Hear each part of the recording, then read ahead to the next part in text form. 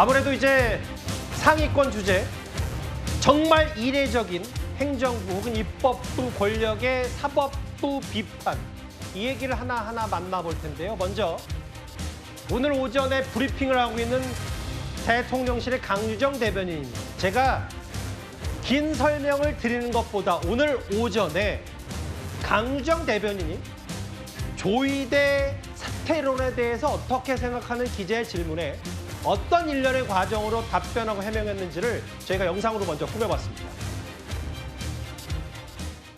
어제 법사위원장께서 대법원장에 대한 공개 사퇴를 요구했는데 대통령실의 입장도 마찬가지인지 좀 궁금합니다. 시대적인 국민적인 요구가 있다라면 한편으로는 임명된 권한으로서는 좀 그 요구에 대한 개연성과 그 이유에 대해서 좀 돌이켜봐야 될 필요가 있지 않나라는 점에서는 아주 원칙적으로 공감하고 있습니다. 네. 브리핑 취지를 오독한 것에 대해서 좀 다시 설명을 드리고자 하는데요. 아직 저희가 특별한 입장이 있는 것은 아니지만이라고 입장 정리했습니다. 선출된 권력의 얘기는 일단 귀담아 듣고 시대적 요구가 있다면 그 부분에 대해서 왜 이런 요구가 있는지를 한번 돌아볼 임명된 권력으로서는 필요가 있다. 상권 분립과 선출된 권력에 대한 존중감, 여기에 대한 원칙적 공감이라고 표현을 한 거지 질문에 대한 답을 이렇게 하시는 거는 발언의 앞뒤 맥락을 자른 채 브리핑 취지를 오독한 것입니다. 저 영상 그대로 저희가 그래픽으로도 만들어봤고 오늘 오전에 일련의 과정들은 이렇습니다. 공감, 오독. 구자랑 변호사님 어떻게 들으셨어요? 이제 와서는 강유정 대변인이 본인이 한 말을 스스로 이해는 하고 있을까, 오히려 이제 그런 생각이 들 정도인데, 앞뒤 맥락을 자른 오독이다라고 기자들을 탓할 게 아니라 앞뒤를 잘라가지고 갖다 붙이는 본인의 해명이 잘못됐다라는 걸 인정을 해야 될 것 같아요. 그냥 잘못 말했다라고 하는 게 가장 깔끔할 것 같은 게, 지금 원칙적으로 공감한다고 했잖아요. 그래서 그 말 그대로 지금 기사가 나간 것이고, 제가 몇 번을 읽어봤거든요. 근데 처음에 브리핑 내용이 이해가 돼요. 아, 이거 원하는구나, 이런 취지구나라는 게, 지금 보면은 그 요구에 대한 개연성 이렇게 표현했는데, 개연성이라는 거랑 가능성이라는 걸 구분해야 되는 게, 1%만 있어도 가능성이라고 표현하고, 개연성이라는 거는 그럴만하다라고 할 때 개연성, 뭐 한 90% 이상의 가능성을 개연성이라고 하는데, 사전적 의미는 그렇죠. 그렇죠. 법적으로도 그렇게 표기를 해요. 그래서 법적으로도 이 개연성이다라고 하면은 이 사람이 개연성이 이씨 그렇게 했다라고 이 사람 책임이네 이렇게 가거든요. 그러니까 그 요구가 개연성 이씨 나왔다라는 건 그럴만했다라고 지금 수긍을 하고 그거에 원칙적으로 공감한다고까지 얘기를 했잖아요. 2중, 3중으로 지금 이 말에 대해서는 공감한다. 그런 요구 나오는 거에 대해서 공감한다라고 한 거예요, 지금. 근데 본인도 그렇게 해놓고서 아차 싶은 게, 국회의원이랑 공무원이랑은 신분이 엄청나게 다른 게, 국회의원 같은 경우에는 탄핵 대상 아니죠. 그러니까 또 이제 발언에 대해서도 책임도 안 묻고, 발언 막 하니까 자기도 거기에 경도돼가지고 아차 실수를 한 걸로 보이는데, 예전에 노무현 대통령 같은 경우에도 선거법 위반에 대한 논란이 있을 때 선거법은 구시대의 유물이다 이렇게 평가해서 발언을 했던 게, 헌법 수호자로서의 의무를 위반한 정무직 공무원으로서의 헌법과 법률 위반으로 평가를 받았었어요, 그때. 다만 탄핵이 되기에 정도는 좀 모자란다 이렇게 됐던 건데, 공무원은 저런 발언하면 큰일 나는 겁니다. 그러니까 자기도 지금 삼권 분립이나 대법원장 쫓아내는 거에 지금 공감했다라는 발언이, 아, 국회의원들이 막 민주당에서 얘기하니까 나도 이 정도는 얘기해도 되겠지 했다가, 아, 이거는 지금 신분이 다르기 때문에 크게 튀긴다. 대통령실 전체의 문제가 될 수 있다라고 해서 애써 뒤집어서 이렇게 잘라붙이기를 하고 있는 건데, 지금 잘라붙이는 건 언론사가 아니라 강유정 대변인 본인이고요. 말을 복잡하게 하다 보니까 해명이 이해가 안 되잖아요. 유시민 씨가 예전에, 그분도 어쩌다 맞는 말 할 때가 있거든요. 말 복잡하게 하는 건 헷갈려서 속이려고 하는 발언이다라는 얘기를 한 적이 있는데, 제가 보기엔 그거 이상으로는 평가할 내용이 없는 것 같습니다. 뭐 유시민 씨도 가끔가다 맞는 말 한다는 취지는 순화할게요. 자연스럽게 다른 걸 빼더라도 무슨 논평인지 이해가 되니까요. 성춘 부장님, 제가 이해한 게 맞는지 봐주세요. 그러니까 강주영 대변인이 얘기하고 싶은 건, 애초에는 조이대 대법원장 사퇴 요구에 공감한다는 취지로 얘기한다가 그게 좀 논란이 커지니까 조이대 대법원장 사퇴 요구에 이유에 공감한다 이렇게 받아들인 겁니까, 그러면?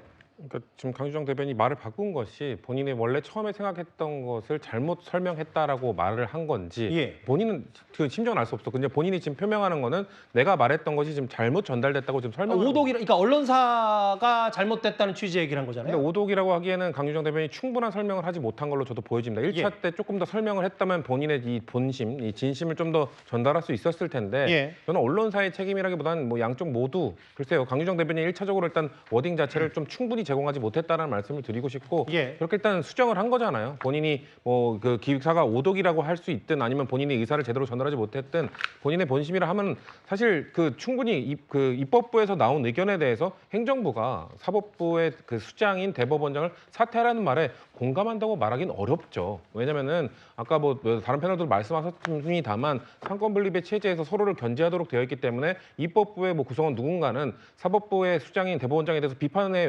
의견을 말할 수 있습니다만 예. 행정부 대통령실에서 그거를 동조한다는 식으로 말하기는 좀 애매한 부분이 있습니다. 어렵습니다. 그렇기 예. 때문에 저는 그 공감한다는 취지가 처음에 뭐 잘못 날아간 걸로 보여지고요. 그러니까 예. 처음에 충분한 설명 못한 본인이 내가 설명할 때 좀 실수를 했다는 걸 인정하고 말했다면은 오히려 좀 더 매끄럽게 되지 않았을까라는 아쉬움이 있습니다. 예. 이 오늘 해프닝이라면 해프닝이고 논란이라면 논란이겠죠. 대통령실 대변인의 이 브리핑 2번 수정한 것, 그러니까 정확히는 이제 2번 브리핑한 것. 국민의힘 장도혁 대표는 이게 이재명 대통령이나 대통령실의 속내가 드러난 것이라고 평가절하했습니다. 선출되지 않은 권력이라고 해서 선출된 권력보다 하위에 있다는 의미는 아니고요.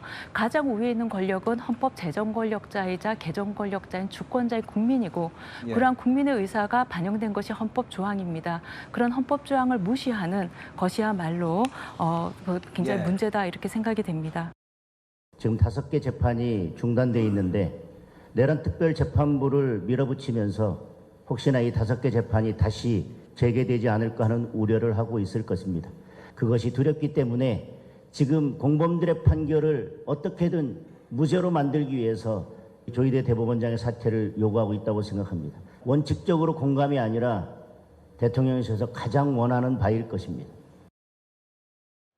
이현정 의원님, 그러니까 네. 장도혁 대표가 해석하기로는 저게 뭐 언론이 오독한 게 아니라 강유정 대변인의 본심, 뭐 이재명 대통령의 본심이 드러난 거다. 원칙적 공감이 아니라 눈에 까신 조희대 대법원장을 물러나게 하는 게 가장 원하는 바일 거다. 야당에서 이렇게 공격하고 있어요. 자, 어제 정청래 대표를 비롯해서 추미애 법사위원장, 서영교 의원 일제히 조희대 대법원장의 사퇴를 요구를 했습니다. 예. 사실은 이 정치권에서 하는 거는 할 수 있어요. 법적으로도 뭐 충분히 할 수 있는 건데 문제는 대통령실이 만약에 예를 들어서 조희대 대법원장을 사퇴해라라고 한다면 굉장히 중대한 사안이 됩니다. 바로 그것 때문에 지금 제가 볼 때는 아마 강유정 대변인이 저때 브리핑을 수정한 걸로 보여져요. 예. 왜냐 이게요, 예를 들어서 이 대통령이 아무런 어떤 이 이유가 없는 상황에서 대법원장을 임기가 보장된 대법원장에 대해 사퇴하라 이야기를 하면 자칫하면요, 이게 아마 의석 구조가 지금 그래서 그렇지 자칫하면 대통령의 탄핵 사유가 될 수도 있습니다. 왜냐하면 이거는 이 헌법을 위반한 거거든요. 3건이 분립돼 있는데. 예. 그렇기 때문에 이걸 급히 수정한 이유도 이런 여러 가지 논란들을 빨리 차단해야 되겠다라는 이유에서 아마 이 대통령실 내 법무팀이라든지 여러 가지 민정이나 이런 데서 지금 이걸 순화했지 않나 싶고요. 또 하나는 강유정 대변인이 계속 이야기를 하는 게 지난번 이재명 대통령이 이야기했던 것처럼 마치 선출된 권력이 선출되지 않은 권력에 비해서 서열이 높다라는 인식들을 지금 계속하고 있는 것 같아요. 예. 자, 그러면 단적으로 이렇게 이야기를 하겠습니다. 그러면 선출되지 않은 헌법재판소가 대통령을 왜 탄핵하죠? 윤석열 전 대통령이요. 네, 탄핵 못합니다. 그러면 자, 이재명 대통령의 논리에 따르면 선출되지 않는 지금 헌법재판관들이 선출된 대통령을 어떻게 탄핵할 수가 있어요? 탄핵하지 않습니까? 그러면 이재명 대통령은 그걸 인정 안 한다는 이야기인가요? 그러니까 이게 말이 안 되는 거죠. 어떻게 선출된 권력이 선출되지 않은 권력보다 우위했기 때문에 선출된 권력이 뭔가 문제를 제기하면 따라야 된다, 귀를 기울여야 된다, 이렇게 이야기를 할 수 있는 건가요? 그렇다면 본인들 지금 탄핵에 대한 그 입장들 자체를 바꿔야 되는 거 아닌가? 자, 그런 것들을 자꾸 지금 대통령의 이야기라고 해서 대변인이 그걸 자꾸 이야기를 하면서 선출된 권력이 뭔가 선출되지 않는 권력에 귀를 기울여야 된다 이야기를 이렇게 이야기하는 것 자체가 기본적으로 헌법의 원리를 무시하는 일이라는 생각이 듭니다. 조희대 대법원장에 대한 사퇴 요구에 대해서 어떻게 생각하냐는 취지 질문에 강유정 대변인의 이 얘기 오늘 논란거리였고요. 사실은 이재명 대통령과 조희대 대법원장의 악연은 대선 직전으로 거슬러 올라갈 수밖에 없습니다. 다수 의견에 따라 다음과 같이 판결합니다. 원심 판결을 파기하고 사건을 서울고등법원에 완송한다. 제가 생각했던 것과 전혀 다른 방향의 판결인데 정치는 결국 국민이 하는 것입니다. 국민의 뜻을 따라야 되겠죠. 뭘 하라고요? 조희대 탄핵시켜주세요. 당에서 잘 알아나겠죠.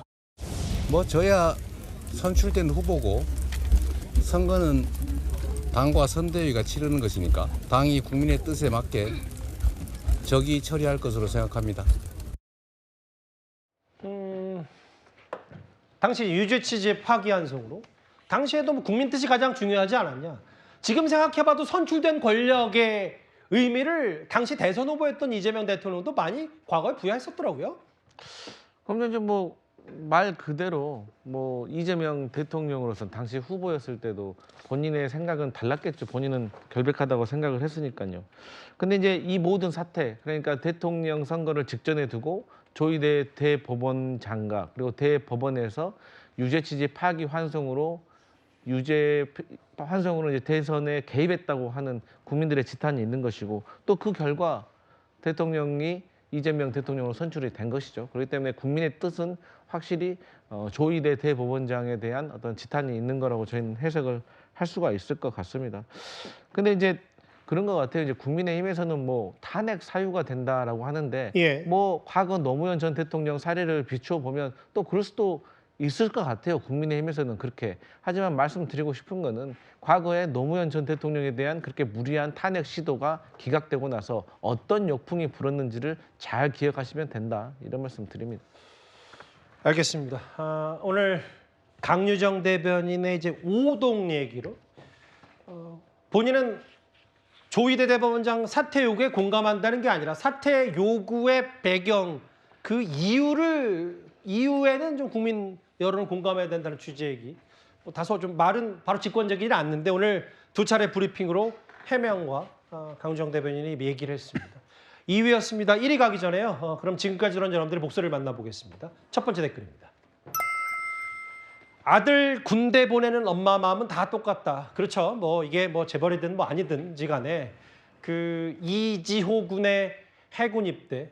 잠시만요. 조금 전에 삼성전자가 사진 몇 장을 제공했습니다.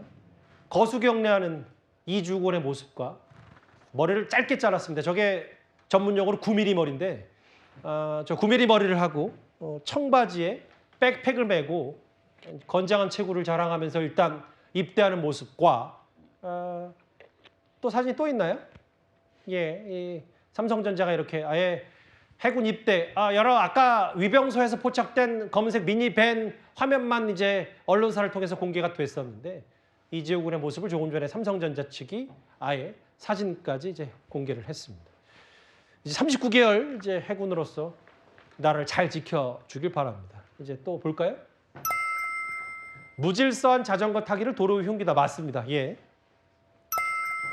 최상병 특검하듯이 이재석 경사 사건도 특검해라라고 했습니다. 이제 오늘 동료 4명의 기자회견도 있었기 때문에요. 예.